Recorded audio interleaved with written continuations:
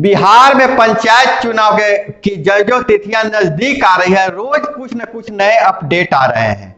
ताजे अपडेट के अनुसार घोषणा की गई है कि एक जिले में एक ही दिन में चुनाव कर लिया जाना है, और जहां तक नाम निर्देशन और समीक्षा की तिथियां, उसकी पूरी नियमावली को बना दिया गया है।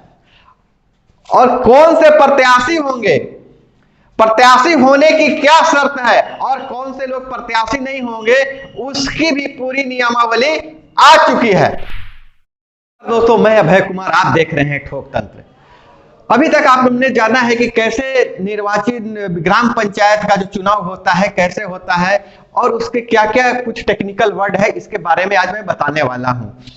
तो सबसे पहले होता है जो पंचायत चुनाव, ग्राम पंचायत या किसी भी चुनाव में होता है, उसको कहा जाता है कि निर्वाचन के विभिन्न प्रक्रमों का निर्धारण किया जाता है। ऐसा नहीं है कि निर्वाचन जो डायरेक्ट सिर्फ मतदान ही निर्वाचन नहीं है, उसकी पूरी प्रक्रम को निर्धारण किया जाता है। इसके लिए अलग अलग विभागों को अलग अलग काम दिया जाता है। सबसे पहला काम होता है बिहार पंचायत निर्वाचन नियमावली 2006। बिहार पंचायत नियमावली 2006 के नियम 36 के तहत प्रपत्र 5 में अधिकारी जो है सो अधिसूचना जारी करते हैं। उसमें विभिन्न चरण होते हैं। तो हम मेरे हाथ में है राज्य निर्वाचन आयोग बिहार सरकार द्वारा जो नियमावली जारी किया गया है, उस नियमावली की प्रतियां है। हर टर्म को हम समझने का प्रयास करेंगे। क्या होता है इस चुनाव प्रक्रिया में, कौन कौन से टेक्निकल वर्ड आते हैं और कहां कहां से बढ़ता है। क्योंकि आप जब उम्मीदवार बनना चाहेंगे, आपके पास टेक्निकल पूरी जानकारी नहीं होगी, आप नामांकन सही जगह से नहीं कर पाएंगे, तो फिर हो सकता है कि आपको परेशानी हो। तो सबसे पहले इसको जानना जरूरी है। हर टॉपिक को मैं डील करूंगा, और जो एक टॉपिक के लिए मात्र एक वीडियो बनाऊंगा, ताकि आपका जो कॉमेंट हो उससे संबंधित तो हम उसका जवाब दे सके। तो सबसे पहले होती है जो निर्वाचन की प्रक्रिया में कि प्रपत्र 5 में नाम निर्देशन करने की अंतिम तिथि, समय, स्थान, नाम निर्देशन की समीक्षा एवं तिथि, समय तथा स्थान, अभ्यर्थियों के नाम वापस लेने का तारीख, मतदान यदि आवश्यक हो तो कि तारीख और समय की, मतगणना की तारीख, समय, स्थान, सारे ये जानकारी पहले से स्पष्ट शब्दों में देना रहता है। और ज्ञातव्य हो कि पंचायत निर्वाचन नियमावली 2006 के नियम 36 के प्रावधानों के अंतर्गत नाम निर्देशन के लिए अंतिम तारीख की ऐसी सूचना प्रकाशन की तारीख से अगले दिन 7वां दिन होगा। तब कहा जाता है कि नामांकन, जिसको नाम निर्देशन के बाद नहीं, नामांकन का जो तारीख घोषणा किया जाएगा, जिसकी अंतिम तारीख अगर घोषित करना है तो उससे 7 दिन पहले घोषित करना है। अगर मान लिया कि 5 तारीख को नामांकन की अंतिम तिथि है, तो इसकी घोषणा 5 तारीख से 7 दिन पहले की जानी है। ये आपका। और दूसरा चीज होता है कि समीक्षा। नाम निर्देशन और समीक्षा 2 शब्द आपको नियमावली में दिखेंगे। तो नाम निर्देशन समझ जाइए आसान सी भाषा में नामांकन, समीक्षा समझ जाइए कि आपने जो नामांकन के लिए आवेदन दिया है उसकी जांच होती है। आप उस योग्य हैं कि नहीं, आप चुनाव लड़ने के योग्य हैं कि नहीं है, इसकी जांच होती है। और जो समीक्षा की अगर तिथि की बात की जाए तो उसको 3 दिन के अंदर इसकी घोषणा कर देनी होती है कि 3 दिन के अंदर समीक्षा के बाद नाम वापस लेने की तिथि जो होती है 3 दिन के अंदर होना चाहिए। और दूसरी बात एक और सा चीज है कि अगर वो तीसरा दिन, अगर चाहे बीच में कोई सार्वजनिक अवकाश हो तो फिर उसकी तिथि 1 दिन आगे बढ़ाई जाती है। लेकिन ऐसा प्रयास किया जाता है कि बीच में कोई सार्वजनिक अवकाश नहीं हो। अगर हम बात करेंगे तो काफी टेक्निकल बढ़ है, लेकिन जो मुख्य जो आपके पास जो समस्या आती है उसको मैं डील करने का प्रयास कर रहा हूं। एक चीज और है कि पहले से नियमावली में ही वो तय कर दिया गया है कि अभ्यर्थियों के नाम वापस लेने हेतु 11 बजे पूर्वाह्न से 4 बजे अपराह्न तक का समय निर्धारित है। सुबह 11 बजे से 4 बजे तक आप नाम वापस ले सकते हैं। मतदान का समय सुबह 7 बजे से संध्या 5 बजे तक होगा। मतगणना सुबह 8 बजे प्रारंभ होगी। प्रपत्र 5 के विभिन्न कार्यों से संबंधित उसका समय उल्लेख किया जाएगा। निर्वाची पदाधिकारी और सहायक निर्वाची पदाधिकारी कौन रहेंगे, ये तो बता दिया गया है कि ग्राम पंचायतों में ग्राम कचहरी पंचायत समिति के लिए वीडियो रहेंगे, और जो जिला परिषद का जो रहेंगे वो अनुमंडल पदाधिकारी रहेंगे। इस खैर ये तो पूरी सारी सब लोग जान रहे हैं, बहुत दिनों से चल रहा है। अब मुख्य मुद्दे पर आते हैं कि निर्वाचन लड़ने वाले अभ्यर्थियों की अर्हता क्या होना चाहिए, क्वालिफिकेशन ऑफ कैंडिडेट। तो इसकी प्रमुख बिंदुओं पर हम चर्चा कर लेते हैं। उसके बाद जो आपका सवाल होगा, पूरक सवाल, हम वीडियो जब आप कमेंट कीजिएगा तो अगले वीडियो में हम देंगे। एक ध्यान रखिएगा कि एक टॉपिक पर एक वीडियो डालेंगे। और दर्शकों से, आप व्यूअर से मेरी गुजारिश है कि अगर आपका सवाल का जवाब किसी का वीडियो में मिल जा रहा है, भले ही आपका हम नाम नहीं ले रहे हैं, तो फिर दोबारा से वो सवाल नहीं पूछिए। अगर फिर दूसरा कोई मन में है तो पूछिए, चाहे उससे अलग सवाल है तो पूछ लीजिए। हम प्रयास करते हैं कि सभी का नाम हम ले लें, लेकिन संभव नहीं हो पाता है। अगर हम इसी तरह से पैनल बैठाएंगे तो मैं सभी का नाम हम ले लेंगे। तो हम इस नियम को पहले जानते हैं कि क्या है क्वालिफिकेशन ऑफ कैंडिडेट। जो वही है 2006 धारा 135 के अनुसार इसको परिभाषित किया गया है। आप देख सकते हैं, वहां किताब में भी आप देख सकते हैं। ऐसा व्यक्ति जिसका नाम किसी भी पंचायत के निर्वाचन क्षेत्र के मतदाता सूची में हो। अगर किसी ग्राम पंचायत में कहीं भी आपका नाम है तो आप उस पंचायत के किसी भी पदधारी और सदस्य में भी आप अंतर समझ जाइए, शब्द बार बार आपको आएगा। मुखिया हो गए पदधारी, सरपंच हो गया पदधारी, ठीक है। और सदस्य हो गए जैसे ग्राम पंचायत के सदस्य वार्ड हो गए, ग्राम कचहरी के सदस्य हो गए पंच, और बीडीसी के सदस्य हो गए ग्राम पंचायत समिति सदस्य।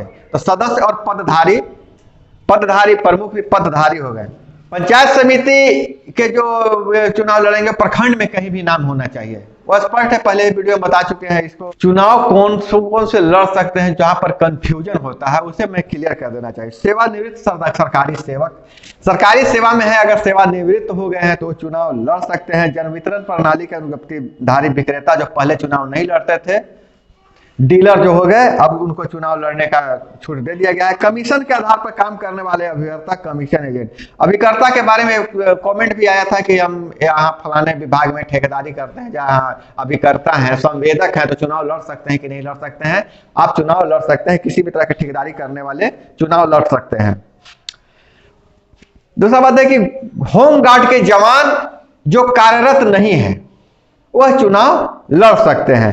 सहायक सरकारी अधिवक्ता, जिसको हम एजीपी कहते हैं, और दूसरा अपर लोक अभियोजन एडिशनल पीपी, जो शुल्क पर नियुक्त किए जाते हैं, पंचायत निर्वाचन के लिए अभ्यर्थी बन सकते हैं। अब हम बात करें कि अनर्हता, कौन कौन से चुनाव नहीं लड़ सकते हैं। तो डिस्क्वालिफिकेशन ऑफ कैंडिडेट क्या होना चाहिए, डिस्क्वालिफिकेशन ऑफ कैंडिडेट क्या है, तो उसको हम समझने का प्रयास करते हैं। जो भारत का नागरिक नहीं हो वह चुनाव नहीं लड़ सकता है। जिसकी उम्र 21 वर्ष से कम हो वह चुनाव नहीं लड़ सकता है। केंद्र और राज्य सरकार अथवा किसी भी स्थानीय प्राधिकार की सेवा में हो वह चुनाव नहीं लड़ सकता है। केंद्र या राज्य सरकार किसी स्थानीय प्राधिकार की सहायता करने वाली कोई संस्था में हो, जैसे वित्त रहित कॉलेज में, ऐसा में हो तो चुनाव नहीं लड़ सकता है। किसी सक्षम न्यायालय द्वारा विकृत चित या न्याय निर्णित हुआ हो। देखिए ये शब्द है विकृत चित, जिसको हम लोग कहते हैं पागल या दिवालिया नहीं होना चाहिए, वह चुनाव नहीं लड़ सकता है। केंद्रीय राज्य सरकार या किसी भी स्थानीय प्राधिकार में सेवा से कदाचार के लिए पदच्युत कर दिया गया हो। बड़ा ऐसा टेक्निकल शब्द है। अगर भी कोई अगर कदाचार के आरोप में उसका पद छीन लिया गया हो, या पहले वो चुनाव लड़ ही चुका है, उन्हें किसी भी पद पर हो, तो उसको चुनाव लड़ने की अर्हता उसकी खत्म हो गई। समीक्षा में यही सब जांच होती है। 6 महीने से अधिक अवधि के लिए कारावास का दंड पा चुका हो, कदाचार के लिए दंड संहिता 1973 अधिनियम 2/1974 की धारा 109 या 110 के अधीन से प्रतिमूर्ति देने का आदेश दिया गया हो, आदेश के बाद उल्टा नहीं गया हो। अगर उसको सजा मिल गया है, आदेश को उल्टा नहीं गया हो, तो वो भी चुनाव नहीं लड़ सकता है। तो अगर हम डील करने से अच्छा है कि हम सीधे सीधे आपको बता देना चाहते हैं कि कौन कौन से चुनाव नहीं लड़ पाएंगे। आंगनवाड़ी सेविका सहायिका चुनाव नहीं लड़ेगी। विशेष शिक्षा परियोजना साक्षरता अभियान विशेष शिक्षा केंद्रों में मानदेय पर कार्यरत अनुदेशक चुनाव नहीं लड़ पाएंगे। जो साक्षरता अभियान में जो बहुत सारे हैं वो चुनाव नहीं लड़ पाएंगे। पंचायत के अधीन मानदेय अनुबंध पर कार्यरत पंचायत शिक्षा मित्र, न्याय मित्र, विकास मित्र, टोला सेवक सहित ऐसे ही अन्य कर्मी जो चुनाव नहीं लड़ पाएंगे। पंचायत के नगद मानदेय पर कार्यरत दलपति भी चुनाव नहीं लड़ पाएंगे। और केंद्र या राज्य सरकार या किसी भी स्थानीय प्राधिकार के पूर्ण आंशिक वित्तीय सहायता करने वाले शैक्षणिक या शैक्षणिक मानदेय कर्मी, पदाधिकारी चाहे किसी भी पद पर हो, प्रोफेसर हो, शिक्षक हो, शिक्षक कर्मचारी हो, वो चुनाव नहीं लड़ पाएंगे। कार्यरत होमगार्ड, वो तो उसी का उलट दीजिए, वहां अकार्यरत, यहाँ कार्यरत होमगार्ड चुनाव नहीं लड़ पाएंगे। अब देखिए वकील वाला में कंफ्यूजन होगा। सरकारी वकील जिसको जीपी कहते हैं, लोक अभियोजन, और पीपी, ये चुनाव नहीं लड़ पाएंगे। और ऐसे भी व्यक्ति चुनाव नहीं लड़ पाएंगे जो ग्राम कचहरी या ग्राम पंचायत में कदाचार भ्रष्टाचार में लिप्त होने के कारण, चाहे जिन पे आरोप सिद्ध हो गया होगा, उन्हें पदच्युत कर दिया गया हो, वित्तीय अनियमितता का जिन पर आरोप हो उन्हें पदच्युत कर दिया गया हो, तो वह चुनाव नहीं लड़ पाएंगे। लेकिन इसमें एक कंडीशन है कि अगर 5 साल से ज्यादा समय पहले उनके साथ एक घटना घटी है तो चुनाव लड़ेंगे।